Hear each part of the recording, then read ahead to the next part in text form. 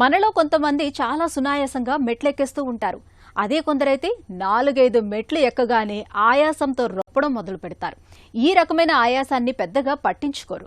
వయసు పైబడుతుందని, అందుకే అలా ఆయాసం వస్తుందని సరిపెట్టుకుంటూ ఉంటారు.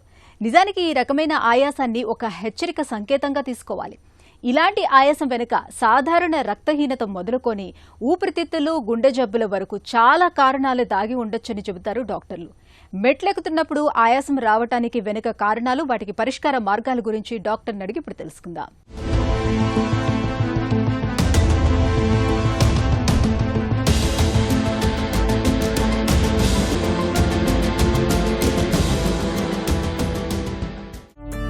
మెట్లు ఎక్కగానే ఆయాసం రావడం సాధారణమేనా, లేక ఏదైనా వ్యాధికి సంకేతమా? వేగంగా మెట్లెక్కినప్పుడు కానీ, లేదంటే శారీరక శ్రమ లేనటువంటి వ్యక్తుల లోపల మెట్లెక్కినప్పుడు ఆయాసం రావడం అనేది సర్వసాధారణమే. కానీ ఇది గుండె సమస్యలు ఉన్నటువంటి వ్యక్తుల లోపల కానీ, ఊపిరితిత్తుల వ్యాధులతో బాధపడుతున్నటువంటి వ్యక్తుల లోపల కానీ, రక్తము తక్కువ ఉన్నటువంటి వ్యక్తుల్లో, అంటే రక్తం లోపల హీమోగ్లోబిన్ తక్కువ ఉన్నటువంటి వ్యక్తుల్లో, అంటే దీన్నే వైద్య పరిభాష లోపల ఎనీమియా అంటాము, రక్తహీనత అంటాము. సో ఇలాంటి వ్యక్తుల లోపల కానీ, ఫిట్నెస్ లేనటువంటి వ్యక్తుల లోపల కానీ ఇది సర్వసాధారణం కాదు. వేగంగా మెట్లెక్కినప్పుడు శారీరక శ్రమ లేనటువంటి వ్యక్తుల లోపల సాధారణంగా ఆయాసం వచ్చేటటువంటి అవకాశం ఉంటుంది. గుండె జబ్బు ఆయాసానికి, ఊపిరితిత్తుల ఆయాసానికి మధ్య తేడాను ఎలా గుర్తించాలి?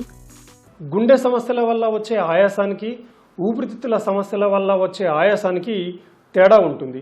ముఖ్యంగా గుండె సమస్యల వల్ల వచ్చే ఆయాసానికి ఈ ఆయాసం అనేది నడిచినప్పుడు కానీ, మెట్లెక్కినప్పుడు కానీ, పడుకున్నప్పుడు కానీ దమ్ము లేదా ఆయాసం వచ్చేటటువంటి అవకాశం ఉంటుంది. ఇలాంటి ఆయాసంతో పాటు ఛాతీలో నొప్పి రావడము, గుండె దడగా ఉండడము, అదేవిధంగా ఈ కాళ్ళలో, పాదాల లోపల వాపు రావడం అనేటటువంటిది ఉంటుంది. ఊపిరితిత్తుల సమస్యలు ఉన్నటువంటి వ్యక్తుల్లో ఆయాసంతో పాటు, అంటే ముఖ్యంగా ఈ నడిచినప్పుడు, మెట్లెక్కినప్పుడు ఆయాసం అనేటటువంటిది వస్తుంది. అదే కాకుండా వీళ్ళ లోపల దగ్గు ఉంటుంది, దగ్గుతో పాటు తెమడ వస్తుంది, ఛాతీ పట్టేసినట్లు బరువుగా ఉండడము, పిల్లి కూతలు ఎక్కువగా ఉంటుంది. అదేవిధంగా జ్వరము తీవ్రంగా ఉంటుంది. ఈ జ్వరం అనేటటువంటిది ముఖ్యంగా ఛాతీలో ఇన్ఫెక్షన్స్ ఉన్నప్పుడు జ్వరం అనేటటువంటిది వస్తుంది. దగ్గినప్పుడు కానీ, తుమ్మినప్పుడు కానీ ఛాతీలో నొప్పి రావడము, దీన్నే ప్లూరైటిక్ చెస్ట్ పెయిన్ అంటాము. ఇది ఊపిరితిత్తుల సమస్యలు ఉన్నటువంటి వ్యక్తుల లోపల ఆయాసంతో పాటు ఈ విధమైనటువంటి లక్షణాలు ఉంటాయి. ఆయాసంతో పాటు ఛాతీ నొప్పి, కాళ్ళు వాపు ఉంటే గుండె జబ్బుగా అనుమానించవచ్చా? ఆయాసంతో పాటు ఛాతీలో నొప్పి, గుండె దడ, దగ్గు రావడము, కాళ్ళల్లో వాపు ఉండడము, ఇలాంటి లక్షణాలు గుండె జబ్బుల సమస్యలను తెలుపుతుందన్నట్టు. అయితే దీన్ని హార్ట్ ఫెయిల్యూర్ అని కూడా అంటారు, లేదంటే వైద్య పరిభాష లోపల కంజెస్టివ్ కార్డియాక్ ఫెయిల్యూర్ అని కూడా అంటారు. అదేవిధంగా ఊపిరితిత్తుల సమస్యలు ఉన్నటువంటి వ్యక్తుల లోపల కూడా, ముఖ్యంగా ఈ బీడీ కానీ, సిగరెట్ కానీ తాగేటటువంటి వ్యక్తుల లోపల దీర్ఘకాలిక ఊపిరితిత్తుల వ్యాధులు వచ్చేటటువంటి అవకాశం ఉంటుంది. దీన్నే వైద్య పరిభాష లోపల క్రానిక్ అబ్స్ట్రక్టివ్ పల్మనరీ డిసీజ్ అంటాము. సో ఈ వ్యాధి తీవ్రంగా మారినప్పుడు వారి లోపల నడిచినప్పుడు, మెట్లెక్కినప్పుడు కానీ, కూర్చున్నప్పుడు కూడా, అంటే చిన్న చితక పనులు చేసినా కూడా ఆయాసం వచ్చేటటువంటి అవకాశం ఉంటుంది. అదే కాకుండా కాళ్ళ వాపు, గుండె దడ ఉండేటటువంటి అవకాశం ఉంటుంది. ఆయాసానికి కారణాన్ని తెలుసుకోవడానికి ఎలాంటి పరీక్షలు చేస్తారు? ఆయాసం అనేటటువంటిది ముఖ్యంగా గుండె జబ్బుల మూలంగా కానీ, ఊపిరితిత్తుల జబ్బుల మూలంగా కానీ వస్తుంది. కాబట్టి గుండె జబ్బులను నిర్ధారించడానికి ఈసీజీ చేయాల్సి ఉంటుంది. దీంట్లో గుండె స్పందనను, రిథమ్ ఎలా ఉంటుందో తెలుసుకోవచ్చు. అదేవిధంగా 2D ఈకో చేయాల్సి ఉంటుంది. దీంట్లో గుండె యొక్క నిర్మాణము, పనితీరు ఎలా ఉందో తెలుసుకోవచ్చు. అదే కాకుండా ట్రెడ్మిల్ లోపల నడిచినప్పుడు గుండె సమస్య ఏమైనా ఉంటుందా లేదా తెలుసుకోవచ్చు. అదేవిధంగా శ్వాస కష్టమవుతుందా లేదా కూడా చూడొచ్చు. అదేవిధంగా ఊపిరితిత్తులకు సంబంధించినటువంటి ఆయాసాన్ని తెలుసుకోవడానికి ఛాతీ ఎక్స్రే చేయాల్సి ఉంటుంది. ఈ ఛాతీ ఎక్స్రే లోపల ఊపిరితిత్తుల సమస్యలు ఏమైనా ఉన్నాయో తెలుసుకోవచ్చు. అదేవిధంగా ఒకవేళ దీంట్లో స్పష్టంగా కనిపించకపోతే ఛాతీ సిటీ స్కాన్ చేయాల్సి ఉంటుంది, అంటే చెస్ట్ సిటీ స్కాన్ చేయాల్సి ఉంటుంది. దీనిలో ఊపిరితిత్తుల సమస్యలను చాలా స్పష్టంగా చూడొచ్చు. ఈ ఊపిరితిత్తుల సామర్థ్యాన్ని తెలుసుకోవడానికి ఊపిరితిత్తుల సామర్థ్య పరీక్ష, అంటే పల్మనరీ ఫంక్షన్ టెస్ట్ ఉంటుంది. దీన్ని చేయించడం మూలంగా ఈ ఊపిరితిత్తుల సామర్థ్యాన్ని గుర్తించవచ్చు. ముఖ్యంగా ఆస్తమా, సిఓపిడి, ఐఎల్డి లాంటి వ్యాధుల్ని గుర్తించవచ్చు. ఊబకాయం, రక్తహీనత, ఫిట్నెస్ లేమికి ఆయాసానికి సంబంధం ఉందా? ఒబేసిటీ ఉన్నటువంటి వ్యక్తుల లోపల, అంటే ఊబకాయంతో బాధపడుతున్నటువంటి వ్యక్తుల లోపల, అదేవిధంగా ఈ శారీరక శ్రమ లేనటువంటి వ్యక్తుల లోపల, రక్తహీనత ఉన్నటువంటి వ్యక్తుల లోపల నడిచినప్పుడు కానీ మెట్లెక్కినప్పుడు కానీ ఆయాసం వచ్చేటటువంటి అవకాశం ఉంటుంది.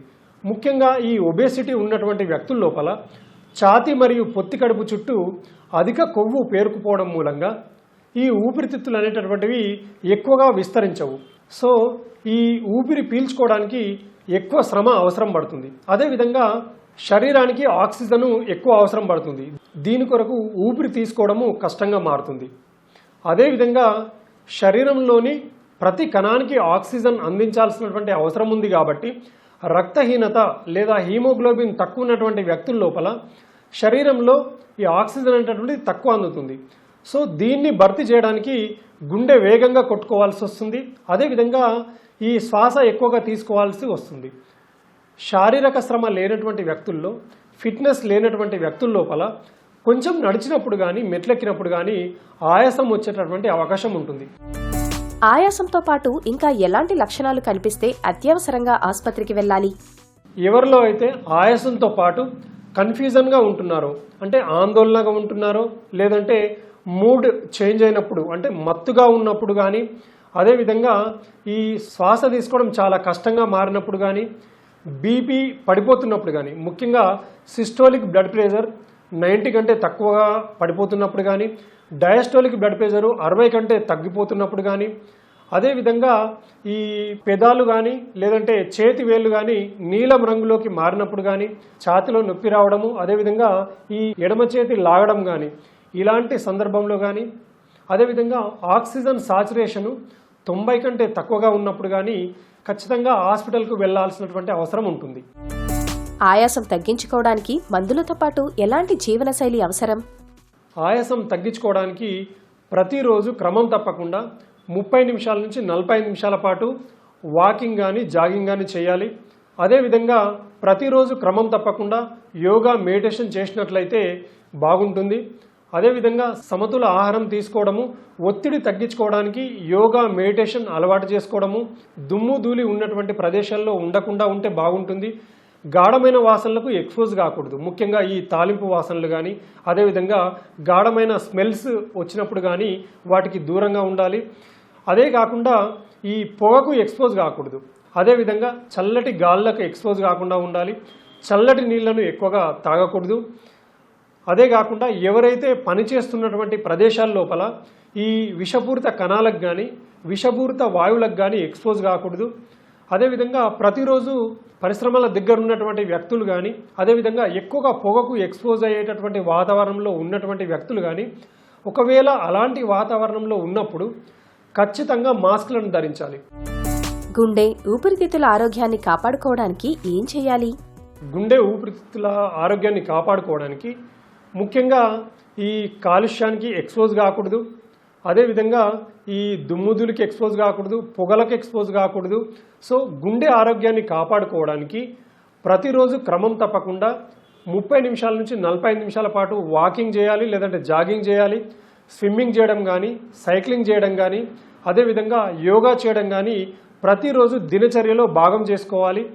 అదేవిధంగా ఈ సమతుల ఆహారం తీసుకోవాలి, అంటే పోషకాహారం తీసుకోవాలి. ప్రతిరోజు 7 గంటల నుంచి 8 గంటలు నిద్రపోవాలి. ఒత్తిడిని తగ్గించుకోవడానికి కోసం యోగా చేయడం కానీ, మెడిటేషన్ చేయడం కానీ చేయాలి.